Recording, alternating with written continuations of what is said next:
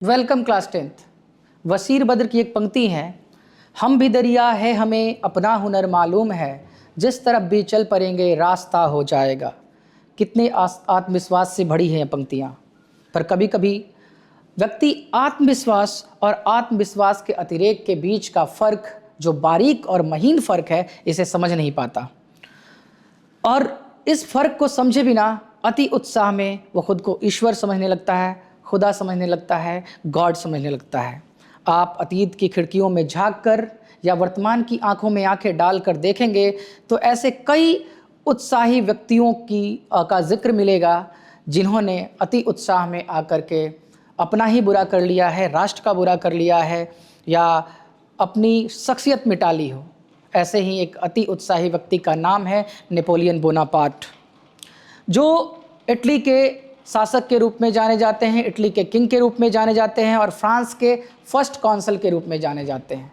ऐसे तो पूरे यूरोप पर नेपोलियन बोनापार्ट का प्रभाव था, लेकिन 17 मार्च 1805 से लेकर के अप्रैल 1814 तक इटली के किंग के रूप में जाने जाते हैं ये, और 1799 टू 1815 तक ये फ्रांस के फर्स्ट काउंसिल के रूप में जाने जाते हैं। फर्स्ट काउंसिल क्या होता है? डायरेक्टरी रूल के बाद, जब फ्रांस में डायरेक्टरी रूल था, तो डायरेक्टरी रूल के बाद फ्रांस में जब इनकी सत्ता आती है, ये फ्रांस के फर्स्ट काउंसिल बन जाते हैं। फ्रांस में रिपब्लिक की स्थापना हो जाती है और रिपब्लिक की स्थापना के बाद ये अपने आप को फर्स्ट काउंसिल घोषित करते हैं। डायरेक्टरी रूल के बाद फ्रांस की सत्ता जो है 3 लोगों के हाथों में आती है। 3 काउंसिल होते हैं। 3 काउंसिल में नेपोलियन बोनापार्ट फर्स्ट काउंसिल के रूप में जाने जाते हैं। लेकिन विशेषता ये थे कि बाद के 2 जो काउंसिल थे उनके पास कोई ताकत नहीं थी, कोई पावर नहीं था और ये सारे पावर को सेंट्रलाइज कर लेते हैं। एक डेमोक्रेटिक लीडर होने के नाते, एक डेमोक्रेटिक गवर्नमेंट के लीडर होने के बावजूद भी सत्ता का केंद्रीकरण करके नेपोलियन बोनापार्ट जो है वो फ्रांस के, या यूं कहे कि पूरे यूरोप के भाग्य विधाता बनने की कोशिश करते हैं और यही उनकी चूक होती है। वो एग्रेशन के साथ कई अभियानों का नेतृत्व करते हैं और इस नेतृत्व में शुरुआती दौर में उन्हें बहुत सारी जीत मिलती है। वो रशिया को जीत लेते हैं, इटली के कई हिस्सों पर इनका कब्जा हो जाता है। लेकिन आगे क्या होता है? आगे इन्हें हार का सामना करना पड़ता है। ड्यूक मेटरनिक जो इनके विजय रथ को रोकते हैं और रोकने के बाद इनके साथ ट्रीटी ऑफ वियना किया जाता है, जिसमें इनके सारे अधिकार छीन लिए जाते हैं। हम जिक्र करेंगे ड्यूक मेटरनिक का, हम जिक्र करेंगे नेपोलियन बोनापार्ट का। जैसा कि आप बैकग्राउंड में देख रहे हैं, आज का हमारा टॉपिक है द ट्रीटी ऑफ वियना। हम इसमें ट्रीटी ऑफ वियना तो पढ़ेंगे ही, लेकिन ड्यूक मेटरनिक को भी पढ़ेंगे, क्योंकि जब आप ट्रीटी ऑफ वियना पढ़ रहे हैं तो ड्यूक मेटरनिक को ना पढ़े ऐसा हो ही नहीं सकता है, क्योंकि ट्रीटी ऑफ वियना का जो लीडरशिप था, जो मेंटरशिप था, वो ड्यूक मेटरनिक के हाथ में था। ड्यूक मेटरनिक ने लॉन्ग टाइम पीस के लिए यूरोप में बहुत ज़्यादा काम किया है। तो अगर हम ट्रीटी ऑफ वियना पढ़ रहे हैं, वियना की संधि पढ़ रहे हैं, कांग्रेस ऑफ वियना पढ़ रहे हैं, तो हमें ड्यूक मेटरनिक को भी पढ़ना पड़ेगा।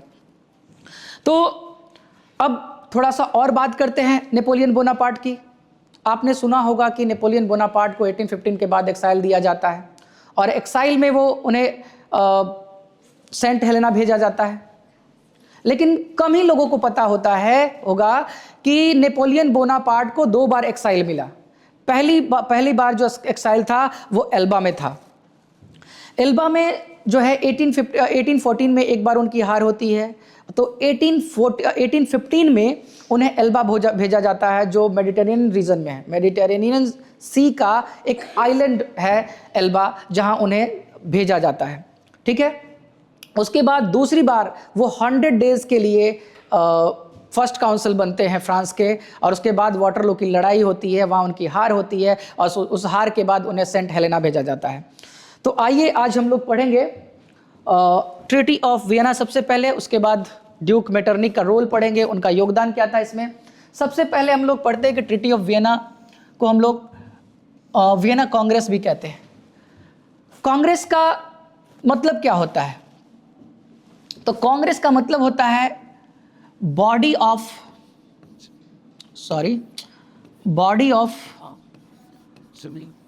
वेरियस इंडिविजुअल्स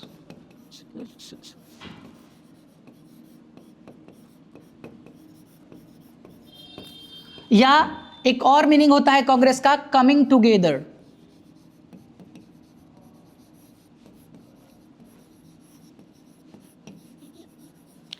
जैसा कि ट्रीटी ऑफ वियना में बहुत सारे राष्ट्र जो है उसका जिक्र हम लोग करेंगे, किन किन देशों ने मिलकर के साथ आकर के वियना की ट्रीटी की थी।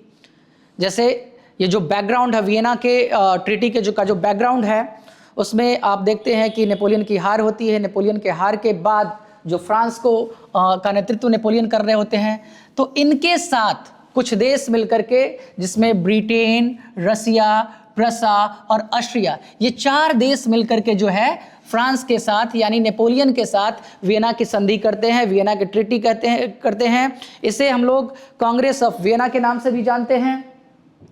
इस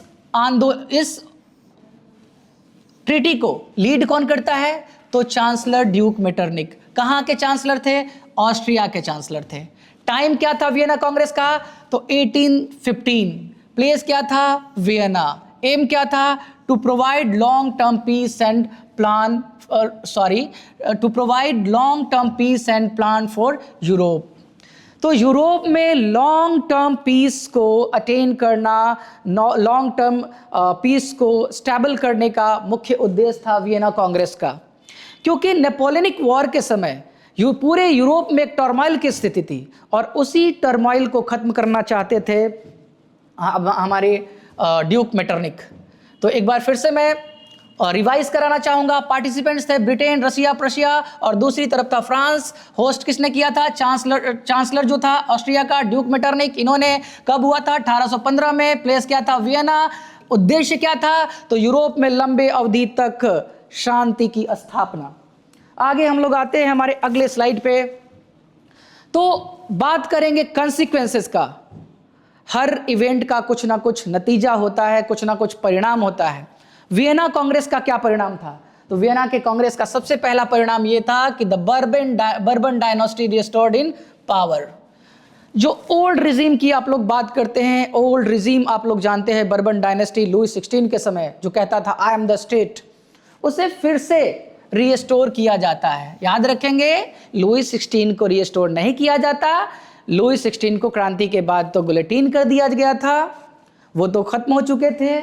तो शासक के रूप में किसे स्टोर किया जाता है? शासक के रूप में लुईस 18 को। लुईस 18 जो है जो 1815 में जो वियना कांग्रेस के बाद जो रिजीम, ओल्ड रिजीम स्थापित की जाती है, स्टेबल की जाती है, उसके किंग होते हैं लुईस 18।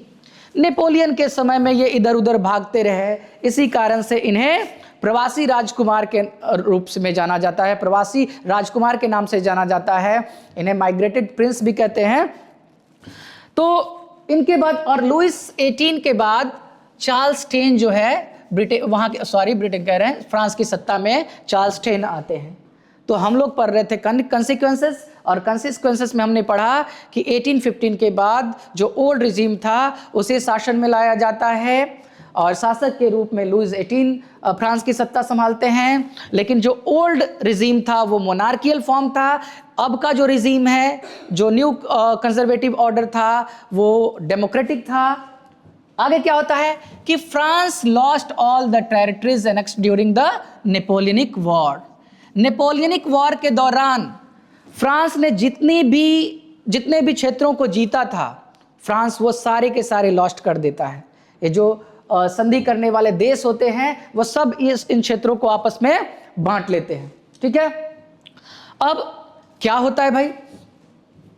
तो a series of states where set up on the boundaries of France. मतलब फ्रांस के, आप देखेंगे फ्रांस के बाउंड्री के चारों तरफ, फ्रांस के चारों तरफ, ये हमारा फ्रांस का मैप आप लोग देख लेंगे, ये जो है फ्रांस है, और ये फ्रांस के बाउंड्री के चारों तरफ स्ट्रॉन्ग नेशन का फॉर्मेशन कर दिया जाता है।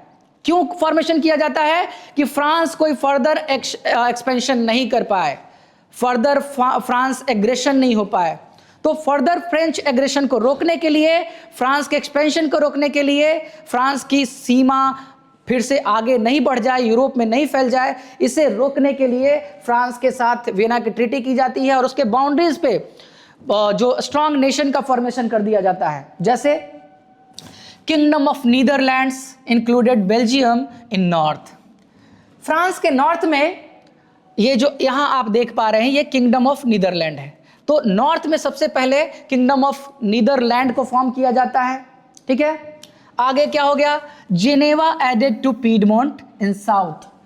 जो आप देखिए ये जो पीडमोंट है, पीडमोंट और सार्डिनिया आप लोग जानते हैं, ये आपका पीडमोंट है, ये सार्डिनिया है, ये कोर्सिका का आइलैंड है जहां पे नेपोलियन बोनापार्ट का जन्म हुआ था, यहाँ रोम है। तो जेनेवा को ऐड किया जाता है, यहाँ देखेंगे ये जो है ये जेनेवा लिखा हुआ है। यहाँ एक मैं से फिर से मिटा देता हूं ताकि आप क्लियर देख लो इसको। यहाँ देखिए, यहाँ जो है ये जो है जेनेवा है, ठीक है। तो जेनेवा को ऐड किया जाता है किसके साथ, पीडमोंट के साथ। और ये सार्डिनिया, जहां विक्टर इमैनुअल का शासन, एक बार रिकॉल कर लीजिए आप, विक्टर इमैनुअल जो है यहाँ और पीडमोंट और सार्डिनिया पे शासन करते थे। तो जेनेवा को ऐड, उत्तर में जो है नॉर्थ में जो नीदरलैंड को, और साउथ में जेनेवा को इटली के साथ पीडमोंट के साथ ऐड कर दिया जाता है। आगे देखेंगे, confederation of 39 state left untouched setup bye Napoleon. Napoleon ने 39 कॉन्फेडरेशन की स्थापना की थी। उस कॉन्फेडरेशन में कोई चेंज नहीं होता है, कोई बदलाव नहीं किया जाता है। अब आप देखना चाहेंगे कि वो 39 कॉन्फेडरेशन कहाँ है, तो यहाँ आप देखेंगे जर्मन कॉन्फेडरेशन। ये जो है इस लाइन से जो घेरा जा रहा है ये है आपका 39 स्टेट ऑफ जर्मन कॉन्फेडरेशन, जिसे नेपोलियन ने बनाया था। तो इसमें कोई छेड़छाड़ नहीं की जाती, इसे जस का तस जैसे के तैसे छोड़ा जाता है। Russia got a part of Poland, और ये यहाँ देखिए पोलैंड का एक हिस्सा रशियन अंपायर के साथ मर्ज कर दिया जाता है ना, रशिया को पोलैंड का एक अधिकार दिया जाता है। And प्रसिया got portion of Saxony. Saxony का जो एरिया है ये जर्मन कॉन्फेडरेशन के ऊपर में देखेंगे सैक्सोनी है, तो सैक्सोनी का जो है हिस्सा है वो प्रशा को दे दिया जाता है। तो इस तरीके से एक फ्रांस के सारे टेरिटरीज का, वैसे तो फ्रांस का था नहीं, लेकिन सारे टेरिटरीज का एक तरीके से बंदरबाट हो जाता है। तो इस तरीके से हम लोगों ने ये पढ़ा, कॉन्सिक्वेंसेस पढ़ा। अब हम लोग पढ़ेंगे ड्यूक मेटरनिक का रोल पढ़ेंगे, ठीक है। तो बात आती है 1809 टू 1848। याद रखेंगे कि मेटरनिक सबसे पहले जो है वो किंग नहीं होते, मोनार्क नहीं होते। इससे पहले वो क्या होते हैं, ये एक फॉरेन मिनिस्टर होते हैं। किसके फॉरेन मिनिस्टर होते हैं, तो ऑस्ट्रियन हैब्सबर्ग एम्पायर के, जो हैब्सबर्ग एम्पायर का ऑस्ट्रियन ब्रांच का, जो हैब्सबर्ग एम्पायर का जो ऑस्ट्रियन ब्रांच था, उस ब्रांच के फॉरेन मिनिस्टर के रूप में ड्यूक मेटरनिक 1809 से लेकर के 1848 तक फॉरेन मिनिस्टर के रूप में काम कर रहे थे। उसके बाद ये किंग बने। He was the architect of Congress system. इन्हें कांग्रेस सिस्टम का जनक कहा जाता है। ये बहुत धूर्त खिलाड़ी थे। ये इन्होंने अपनी योजनाओं से फ्रांस में, यूरोप में लॉन्ग टर्म पीस की स्थापना की, लंबे समय तक फ्रेंच एग्रेशन को रोके रखा। तो एक बहुत ही चालाक किस्म के एक कुशल राजनीतिज्ञ के रूप में इन्हें देखा जाता है। आगे क्या इन्होंने किया कि he wanted to prevent future French aggression by surrounding France with the strong countries. हम लोगों ने अभी पढ़ा कंसिक्वेंसेस के रूप में। वियना कांग्रेस के कंसिक्वेंसेस में हम लोगों ने पढ़ा कि आप यहाँ एक बार फिर से पीछे चलिए। आपने पढ़ा कि देखिए फ्रांस के चारों तरफ जो स्ट्रांग नेशन, नीदरलैंड है, जेनेवा है, पीडमोंट है ना, ये सारे नेशन की जो स्थापना की है, ये जो प्लान था वो किनका था, तो ये प्लान था ड्यूक मेटरनिक का। फ्रांस को चारों तरफ से बांध देने का जो काम था वो ड्यूक मेटरनिक ने किया था, और ये बहुत ज़रूरी था फ्यूचर फ्रेंच एग्रेशन को रोकने के लिए, ठीक है। He wanted to create a balance of power in Europe. तो एक और फ्रांस इकलौता ताकतवर नेशन था, तो एक बैलेंस बना रहे, सत्ता का संतुलन बना रहे, एक ही देश ज़्यादा एग्रेसिव ना हो जाए, यूरोप के बाकी देशों पर हावी ना हो जाए, इसके लिए फ्रांस को चारों तरफ से बांध दिया गया। इसके बाउंड्रीज पे ताकतवर स्टेट जो है फॉर्म कर दिए गए, और ये सब योजना किसकी थी, ड्यूक मेटरनिक की योजना थी। और he wanted to restore royal family in power, है ना। जैसा कि हम लोगों ने पढ़ा कि वियना के कांग्रेस के बाद जो ओल्ड रिजीम था 1815 के बाद उसको रीस्टोर कर दिया गया। उन्होंने जो सोचा था ये उनकी पहले की योजना थी, है ना। ये मेटरनिक की पहले की योजना थी कि जो रॉयल फैमिली है, जो ओल्ड रिजीम है, जो बर्बन डायनेस्टी है, उसको फिर से सत्ता में लाया जाए, फिर से पावर में लाया जाए। उन्होंने सोचा और वो करके दिखाया। आप देख पाएंगे वियना के कांग्रेस में हम लोगों ने कॉन्सिक्वेंसेस में इसके बारे में पढ़ा है। उसके बाद he played his games in other court, है ना। ये बड़े माहिर खिलाड़ी, कूटनीतिज्ञ, जैसे कि आपने भगवान कृष्ण को देखा होगा, बहुत बेहतर राजनीतिज्ञ, बहुत बड़े कूटनीतिज्ञ, डिप्लोमेट के रूप में हम लोग भगवान कृष्ण को जानते हैं। उसी तरह ड्यूक मेटरनिक जो है वो एक बहुत बड़े कूटनीतिज्ञ, दूसरों के उसको इनके लिए कोट किया जाता है कि वो दूसरों के कोर्ट में अपना गेम खेलने के लिए जाने जाते हैं। तो Vienna Congress was the best example of his political excellence. अगर सामाजिक विज्ञान के जो छात्र हैं, सामाजिक विज्ञान के जो पुरोधा है, अगर वो वियना कांग्रेस को देखेंगे, समझेंगे, उसका विश्लेषण करेंगे, तो पाएंगे कि एक बहुत बड़े व्यक्तित्व जिनका नाम मेटरनिक था, उन्होंने किस तरीके से फ्रेंच एग्रेशन को रोका और फ्रांस में सत्ता के केंद्र को सिर्फ फ्रांस तक सीमित नहीं रहने दिया। सत्ता के बीच संतुलन कैसे बनाया जाता है, अगर कोई सीखना चाहता है तो ड्यूक मेटरनिक से सीखे। आज की कक्षा में बस इतना ही। धन्यवाद। Thank you.